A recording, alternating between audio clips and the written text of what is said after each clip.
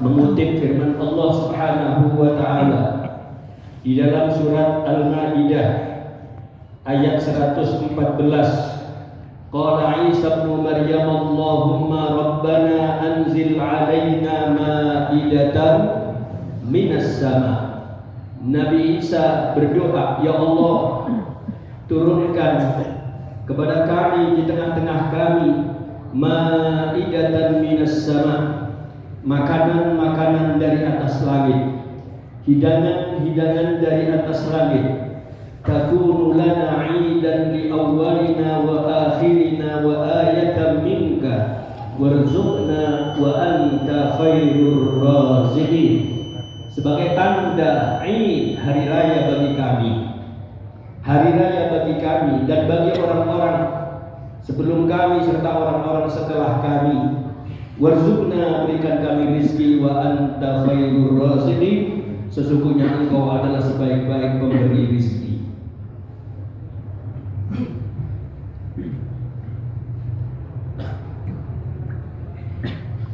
Salah satu pertanyaan yang perlu dimunculkan ketika Nabi Isa berdoa, mohon kepada Allah agar diturunkan hidangan dari langit. Kalau hidangan itu sudah turun dari langit, maka kemudian saat itu dijadikan Id, hari raya. Turunnya makanan dari langit, hanya dengan turunnya makanan dari langit dijadikan sebagai hari raya.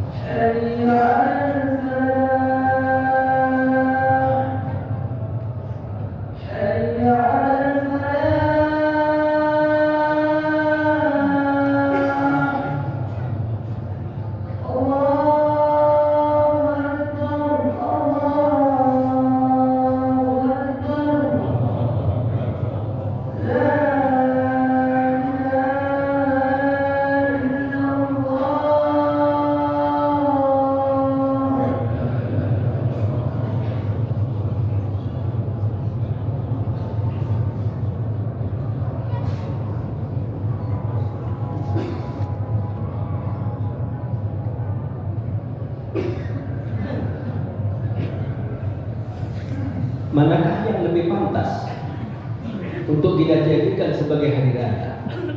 Turunnya makanan dari langit yang kemudian kalau kita makan, maaf-maaf jadi kotoran, ataukah yang pantas kita jadikan sebagai Id, hari raya, adalah hari kelahirannya Kanjeng Nabi Muhammad SAW?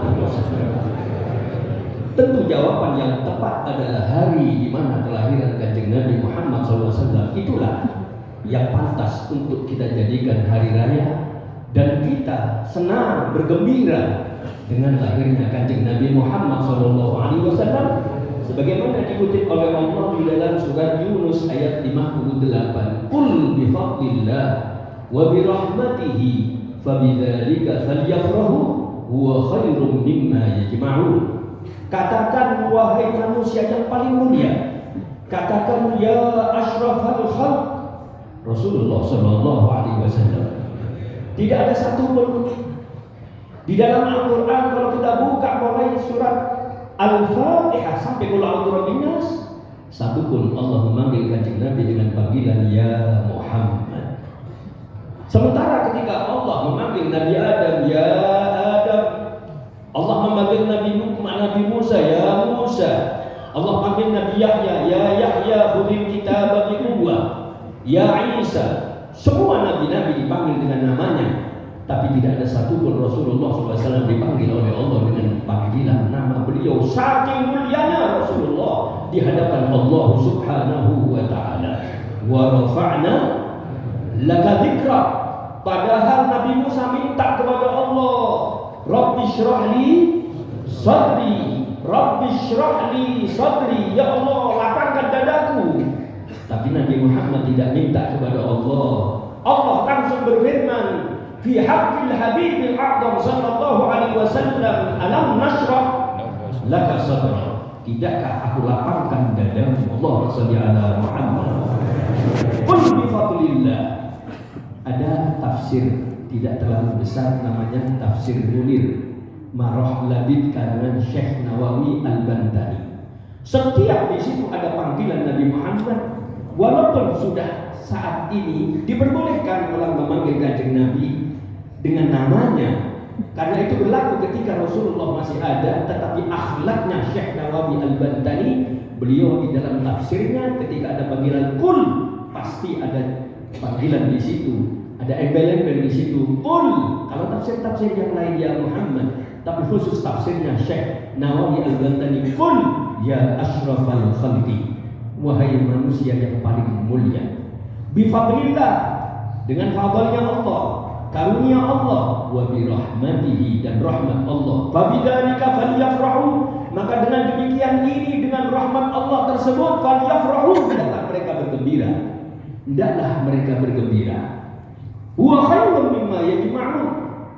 Hendaklah mereka bergembira dengan mendapatkan fadl, karunia dan rahmat Allah. Kita diperintahkan oleh Allah untuk bergembira. Pertanyaannya, siapakah rahmat yang paling tinggi melebihi daripada firman Allah, wa ma arsalnaka illa rahmatan lil alamin. Kalau dengan rahmat-rahmat biasa saja kita diperintahkan untuk bergembira, apalagi dengan diutusnya rahmatan lil alamin, junjungan kita Nabi besar Muhammad sallallahu alaihi wasallam. Syekh Muhammad bin Ali Ba'atiyah yang pernah hadir di masjid yang mulia ini, tadi Habib Abdullah beberapa mungkin kemarin, mungkin beberapa hari yang lalu murasalah sama beliau, sambil beliau kirim salam kepada Hasanuddin, Masya Allah. Syekh Muhammad bin Ali Ba'atiyah seorang ulama besar, murid istimewanya Al-Habib Ahmad Masyhur bin Thaha Al-Haddad. Sampai bulan yang lalu kami diundang oleh beliau untuk hadir muktamar di Mukalla, sekaligus peresmian gedung baru. Di gedung yang baru itu tertulis Gedung Al-Habib Ahmad Masyhur bin Thaha Al-Haddad. Saking cintanya kepada gurunya, sampai gedungnya dikasih nama Gedung Habib Ahmad Masyhur bin Thaha Al-Haddad. Uhibbus salihin walastu minhum la'alli an anala bihi syafa'ah, kata Imam Syafi'i. Aku cinta kepada orang-orang soleh walaupun aku bukan termasuk sebagai orang soleh. Luar biasa tawadhunya Imam Syafi'i. Aku cinta kepada orang soleh walaupun aku bukan golongan orang-orang soleh, tapi aku berharap dengan cintaku dengan orang-orang soleh itu aku mendapatkan syafaat dari beliau. Kumpul di depan kita semuanya as-salihun. Mudah-mudahan kita semua dikumpulkan bersama-sama hamba Allah yang saleh di dunia qabla al-akhirah, di dunia sebelum di akhirat kita juga dikumpulkan bersama beliau-beliau, utamanya dengan kanjeng Nabi Muhammad sallallahu alaihi wasallam. Syekh Muhammad bin Ali Ba'atiyah berapa hari yang lalu di dalam munasabah Maulidur Rasul beliau mengatakan, sungguh tanda kekeringan hati seseorang, kerasnya hati seseorang atosnya hati seseorang ketika datang bulan Maulid, dia tidak bergembira dengan Kanjeng Nabi Muhammad SAW.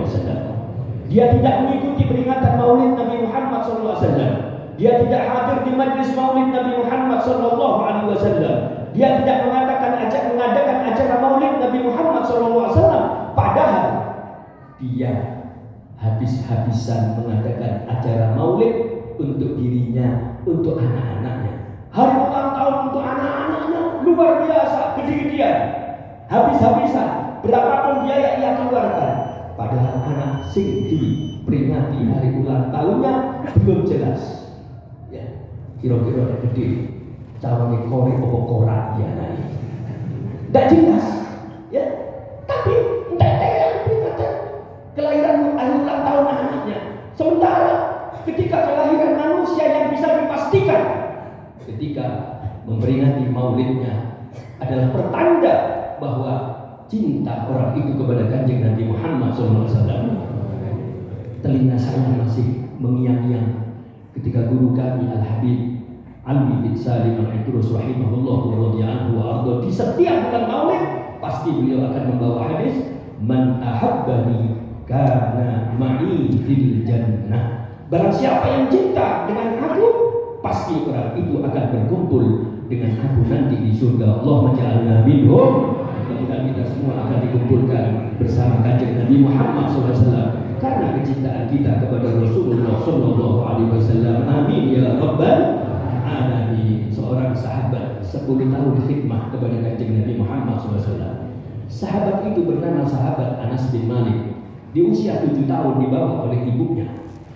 Ibunya yang bernama Ummu Sulaim. Ketika Rasulullah datang hijrah ke kota Madinah, semua orang-orang memberikan hadiah kepada Rasulullah SAW. Saking senangnya, ada orang yang memberikan hadiah tanah, ada yang memberikan hadiah kuda, ada yang memberikan hadiah pedang, ada yang memberikan hadiah onta, dan seterusnya dan seterusnya. Ummu Sulaim seorang janda yang miskin, tidak mau kalah untuk memberikan hadiah kepada Kanjeng Nabi. Ya Rasulullah, aku orang yang miskin, aku seorang janda yang tidak punya apa-apa, tapi aku tidak mau kalah untuk memberikan hadiah kepada engkau ya Rasulullah. Ambil anakku yang masih kecil ini untuk khidmah kepada engkau. Huwaidhibuka Anas, khodimku yang kecil Anas bin Malik, silakan supaya khidmah kepada engkau karena aku tidak punya apa-apa ya Rasulullah. Luar biasa orang-orang dulu bersama Kanjeng Nabi Muhammad SAW. Sahabat yang perempuan dan mau kalah dengan sahabat-sahabat yang laki-laki. Ya. Maka sahabat Anas bin Malik 10 tahun khidmah kepada Kanjeng Nabi sampai mendapatkan doa khusus karena khidmahnya. Habib Umar mengatakan man khodam kodam, man khodam kodam. Siapa yang khidmah pasti dia akan diberikan kelebihan oleh Allah. Maka kemudian sahabat Anas bin Malik mendapatkan bagian doa dari Rasulullah SAW. Huwaidhibuka Anas ud'u lahu. Kata ibunya, khodam yang kecil Anas bin Malik ini doakan ya Rasulullah. Didoakan Allahumma barik lahu fi umri wa barik lahu fi rizqi wa barik lahu fi dzurriyyati wa adkhilhul jannah. 4 doa yang istimewa berkahnya khidmah. Yang pertama, berkahi Allah dalam umurnya. Kata sahabat Anas bin Malik, aku diberikan usia panjang oleh Allah hatta sa'intul hayat, sampai aku bosan hidup. Diberikan usia sampai 105 tahun. 105 tahun, sekian ribu tahun yang lalu, jauh lebih lama waktunya daripada waktu sekarang. Karena waktu sekarang itu semakin dipercepat oleh Allah Subhanahu wa Ta'ala. Mudah-mudahan umur kita semua diberkahi oleh Allah Subhanahu wa Ta'ala. Kemudian wabarik lahu fi rizqi, berkahi orang ini, Anas ini, di dalam rizkinya. Kata sahabat Anas bin Malik, seluruh penduduk Madinah panen kurma dalam 1 tahun cuma 1 kali. Sahabat Anas bin Malik panen kurma dalam setahun 2 kali. Berkah doanya Rasulullah SAW. Wabarik lahu fi dzurriyyati, berkahi keturunannya. Kata sahabat Anas bin Malik, laqad kharaja min sulbi hadza mi'atun wa khamsah wa 'ishruna nasaba. Sungguh keluar dari punggungku ini 125 anak. Masya Allah. Sak cucuk-cucuknya, kata para ulama ahli hadis, jumlahnya 500. Jadi lagi buka pondok nggak perlu undang orang luar. Ya. Cukup cucuknya sendiri sudah penuh sudah. Subhanallah, berkah doanya Rasulullah Shallallahu Alaihi Wasallam. Yang terakhir apa kata beliau? Tinggal satu yang aku tunggu. Ketika meninggal dunia, masukkan dia ke dalam surga. Sahabat Anas bin Malik termasuk di antara orang yang menghafalkan ribuan hadis, meriwayatkan ribuan hadis dari kanjeng Nabi Muhammad Shallallahu Alaihi Wasallam. Termasuk al-mukthirun di kalangan para ulama ahli hadis.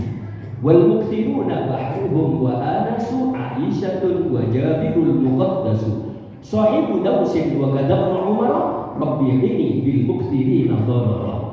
Dan orang yang meriwayatkan hadis dari kanjeng Nabi, bahruhum Sayyidina Abdullah bin Abbas, bahruhum wa anasu, kemudian sahabat Anas bin Malik, Aisyatun Sayyidatuna Aisyah, wa Jabirul Muqaddasu Sayyidina Abdullah bin Jabir bin Abdullah, Sahibu Dausin sahabat Abu Hurairah, wa Gadabnu Umar, begitu juga sahabat Abdullah bin Umar, Rabbi qini bil mukthirina dharara, jagalah aku ya Allah berkahnya orang-orang sahabat-sahabat yang meriwayatkan ribuan hadis ini daripada madarat dan malapetaka. Mudah-mudahan kita semua dijaga oleh Allah Subhanahu wa taala.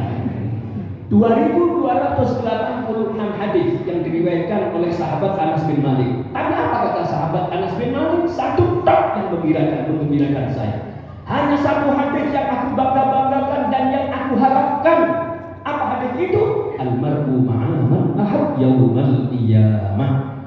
Hadisun sahih rawahul Imam Bukhari mengatakan al-mar'u ma'a man ahab yaumal qiyamah. Kata sahabat Anas bin Malik, ishhad ya Rabb, ishhad ya Rabb. Saksikan ya Allah, aku cinta Allah, aku cinta Rasulullah, aku cinta Sayyidina Abu Bakar, aku cinta Sayyidina Umar. Kata sahabat Anas bin Malik, harapanku adalah nanti di akhirat aku akan dikumpulkan bersama-sama dengan mereka. Allahumma ja'alna minhum.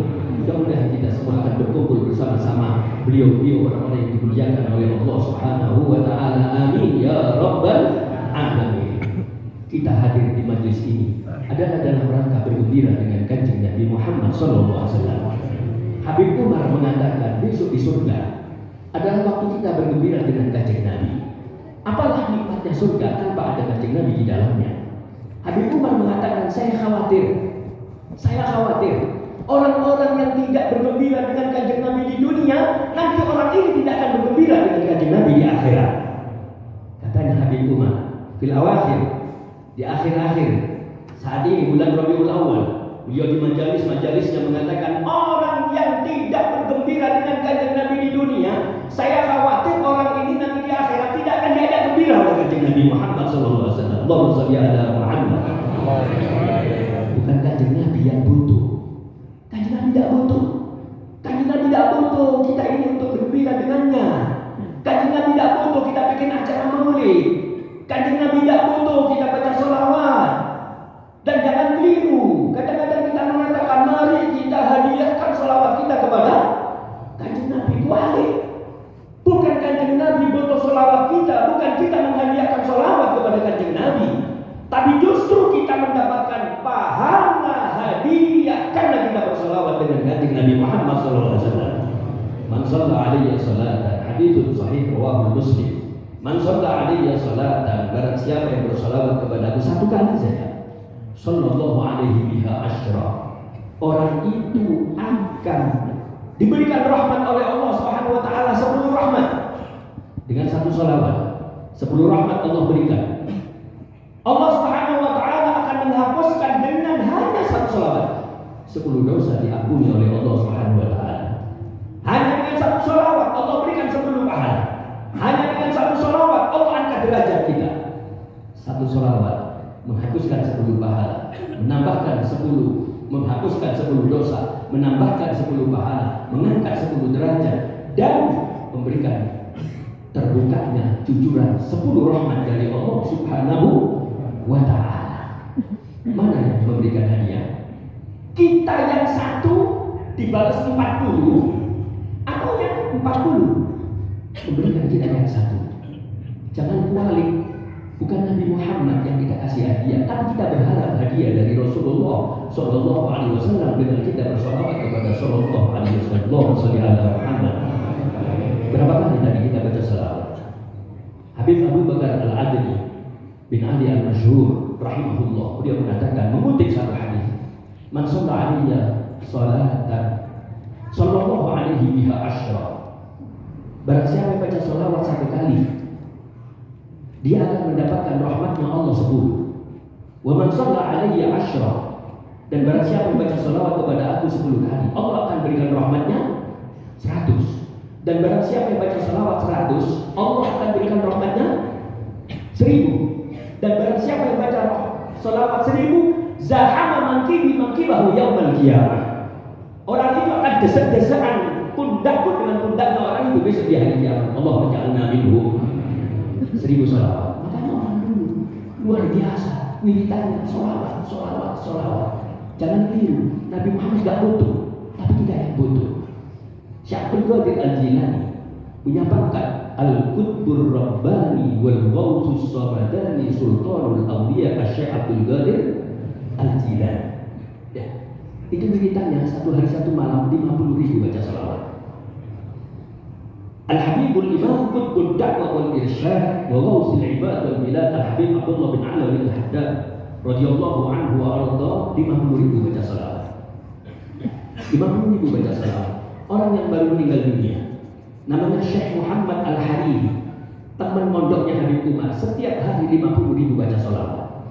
Ini lampu sudah padam, tapi dengan wajahnya Syekh Muhammad Al-Hariri lebih padam wajahnya Syekh Muhammad Al-Hariri, karena ada Nurul Mustafa sallallahu alaihi wasallam. Jangan keliru, kadang-kadang kita keliru. Nabi Muhammad tidak butuh kita bikin maulid, tapi kita butuh menjadikan maulid, menjadikan sholawat sebagai sarana yang paling mudah di dalam menurunkan rahmatnya Allah Subhanahu wa Ta'ala. Imam Sufyan bin Uyainah mengatakan, "Inda dzikri shalihin tanzilur rahmah." Ketika kita menceritakan sejarahnya orang-orang yang saleh, maka di majelis itu akan diturunkan rahmatnya Allah Subhanahu wa Ta'ala. Kalau orang saleh saja kita sebutkan sejarahnya, di majelis itu akan diturunkan rahmat Allah. Bagaimana kalau yang kita ceritakan adalah sejarahnya Imamus Shalihin, bahkan imamnya para anbiya wa rasul, Sayyidina wa Maulana Muhammadin sallallahu alaihi wasallam. Allahumma shalli ala Muhammad. Maka yakinlah di majlis seperti ini akan dihujani rahmat oleh Allah Subhanahu wa Ta'ala. Mudah-mudahan kita tidak keluar dari majlis ini kecuali di start kepala kita sudah mendapatkan rahmatnya Allah Subhanahu wa Ta'ala. Syekh Muhammad Yusuf bin Ismail An-Nabhani, beliau banyak mengarang kitab salawat, saking mahabbahnya kepada Kanjeng Nabi. Beliau mengarang kitab judulnya Afdhalus Shalawat ala Sayyidis Sadat. Beliau juga mengarang kitab Sa'adatul Darain. Semua karangan-karangan beliau luar biasa di dalam bersolawat kepada Kanjeng Nabi. Di muqaddimah kitab Afdhalus Shalawat ala Sayyidis Sadat, di situ dikatakan bahwa mengutip kalamnya Imam As-Sakhawi, wa kanat ghayatu matrubil awwalina wal akhirin salatan wahidatan min Allah Subhanahu wa Ta'ala.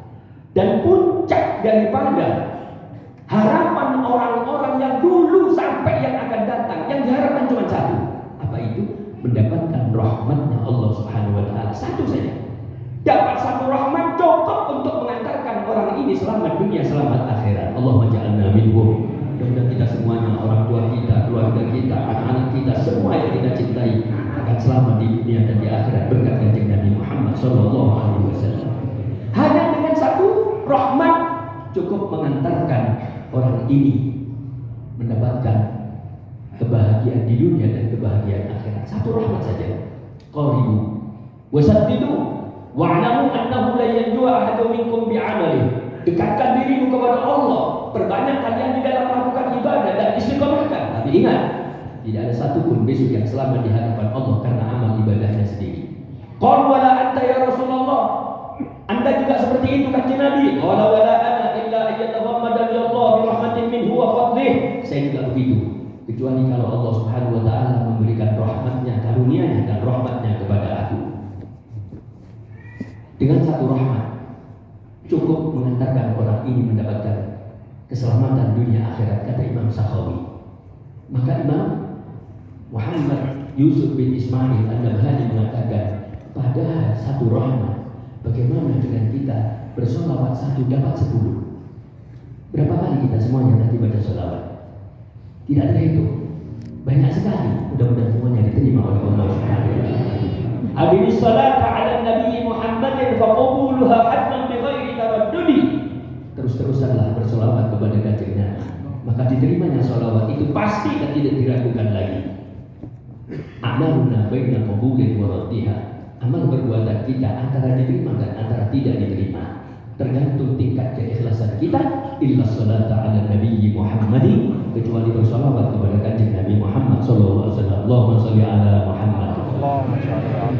Sampai detik ini seorang presiden Chechnya viral baca sholawat setiap hari 13.000 kali. Kata anggotanya, karyawannya, pejabat pemerintah di samping kanan kirinya, kenapa tidak kau tambah? Dia mengatakan karena tidak ada waktu lagi. Selain 13.000 kali itu saya harus mengurusi umat. Kalau ada urusan umat ini terbengkalai, saya pun juga berdosa. Maka selain 13.000 itu saya manfaatkan waktunya untuk mengurusi pemerintah. Presiden Chechnya 13.000. Kita ketua RT enggak? Berapa kali kita bersolawat? Subhanallah, Allahumma shalli ala Muhammad. Bukan kanjeng Nabi butuh kepada kita, tapi kita yang sangat butuh kepada kanjeng Nabi Muhammad sallallahu alaihi wasallam. Di sisi yang lain, bahwa ketika kita hadir di majelis seperti ini, kata Syekh Dr. Muhammad Abdul Yamani di dalam mukadimah kitabnya yang berjudul Allimu auladakum mahabbata Rasulillah sallallahu alaihi wasallam. Ajari anak-anakmu untuk cinta kepada kanjeng Nabi Muhammad sallallahu alaihi wasallam. Alangkah indahnya di setiap bulan Rabiul Anwar seperti saat ini, orang tua duduk sama anak-anaknya, dibacakanlah kisah-kisah cerita-cerita tentang keagungan kanjeng Nabi Muhammad SAW, dan dinamakan hari itu adalah Yaumut Tarikh, hari yang sangat kita kenalkan sejarah kanjeng Nabi kepada anak-anak kita, ya, kepada anak-anak kita. Makanya maaf, kadang-kadang anaknya orang Islam tapi tidak mengenal siapa sosok Nabi Muhammad Sallallahu Alaihi Wasallam. Sehingga dikenal justru orang-orang selain kanjeng Nabi Muhammad Sallallahu Alaihi Wasallam. Padahal kita sangat membutuhkan cerita-cerita tentang keagungan kanjeng Nabi daripada Nabi Muhammad Sallallahu Alaihi Wasallam. Membutuhkan cerita Nabi-Nabi terdahulu, di mana Allah ingatkan kanjeng Nabi, wa kullan naqussu 'alaika min amba'ir rusul ma nusabbitu bihi wa adak wa ja'aka fi hadhihi al-haq wa mau'izatun wa dzikra lil mu'minin. Dan setiap cerita Nabi terdahulu aku ceritakan kepada orang Muhammad. Dalam rangka apa? Dalam rangka supaya Nabi Muhammad ini bisa tambah mantap imannya. Linusabbita bihi fu'ada, untuk memantapkan imanmu. Pertanyaannya, manakah yang lebih butuh?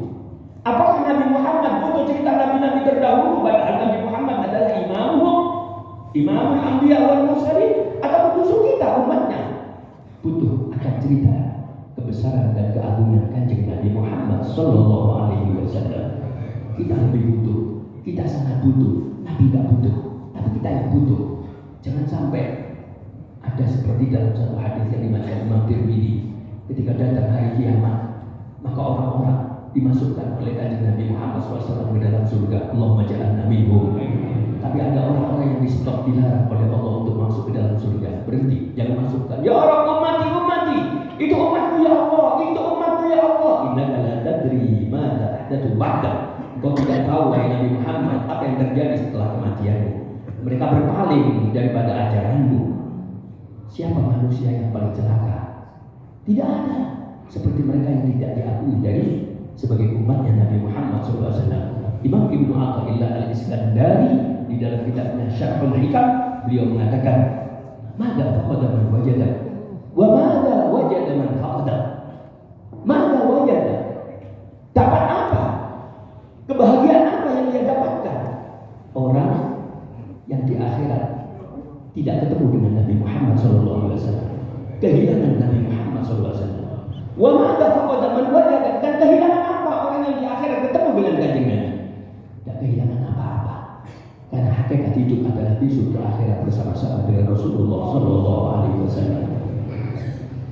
Mudah-mudahan kita semuanya akan terus bersama-sama dengan Kanjeng Nabi Muhammad SAW. Ma'a Sayyidil Anbiya. Ada satu lembaran judulnya Ma'a Sayyidil Anbiya. Bangun tidur bersama Nabi, masuk kamar kecil bersama Nabi, keluar dari kamar kecil bersama Nabi. Setelah itu sholat qiyamul lail. Setelah itu berangkat jalan ke masjid bersama Nabi. Semua diaturnya oleh Kanjeng Nabi Muhammad SAW. Seorang mu'allaf heran ketika melihat hebat sekali agama Islam. Urusan yang paling kecil pun diatur oleh Kanjeng Nabi Muhammad SAW. Dulu dikasih dekat rumah kami ada gereja namanya gereja Pantai Kosta. Gereja Pantai Kosta di dekat jembatan Kasih. Itu pendetanya sama seorang teman ustaz dikasih terjemahan Al-Quran. Pendeta dibukalah itu Al-Quran. Pas waktu buka, ya ayyuhalladzina amanu, dibaca terjemahannya, wahai orang yang beriman. Hebat ini Quran yang diturunkan kepada Nabi Muhammad ini betul-betul hebat. Saya belum masuk Islam dipanggil ya ayyuhalladzina amanu, wahai orang yang beriman. Injil dibuka oleh pendeta ini, wahai domba-domba yang tersesat. Kurang ajar. Aku dijeruk, wedus kesasar. Ditutup lagi, buka Quran lagi. Ya ayyuhalladzina amanu, wahai orang yang beriman. Hebat ini Quran. Saya belum masuk Islam dipanggil dengan panggilan yang mulia. Buka Injil, wahai domba-domba yang tersesat. Wedus-wedus yang kesasar. Akhirnya kita benar kita punya. Ditutup, akhirnya masuk Islam. Ya, akhirnya masuk Islam. Kemudian ada Kanjeng Nabi Muhammad. Saya pernah dengar cerita dari guru saya, Ustaz Abdullah Abdul Rahimahullah Rahmatul Abrar. Habib Salim bin Jindan pernah datang ke Palu. Ketika datang ke Palu, izin kepada pendeta, saya akan pidato, tidak lama 2 jam saja, tentang keagungan Nabi Isa. Kemudian Nabi Isa sebagai mubasyir, pembawa kabar gembira akan datangnya Nabi Muhammad SAW. 2 jam pidato. Apa yang terjadi? Begitu selesai baca, kurang sedikit. Pak Pendeta, boleh izin saya teruskan sedikit? Boleh Pak, mau bawa? Ya, silakan Pak.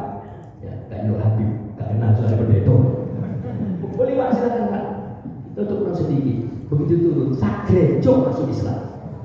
Allahumma sholli ala Muhammad. Sagrejo masuk Islam.